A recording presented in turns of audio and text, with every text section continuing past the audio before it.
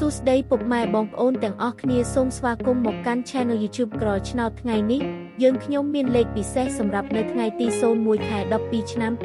2025តោះមកមើលលេខសំណាងថ្ងៃនេះទាំងអស់គ្នាសម្រាប់លេខសំណាងម៉ោង10 30នាទី1 30នាទី4 30នាទីនិង6 30នាទីយើងមានដូចជាលេខ2ខ្ទង់15 60 20 48សម្រាប់លេខ3ខ្ទង់494 178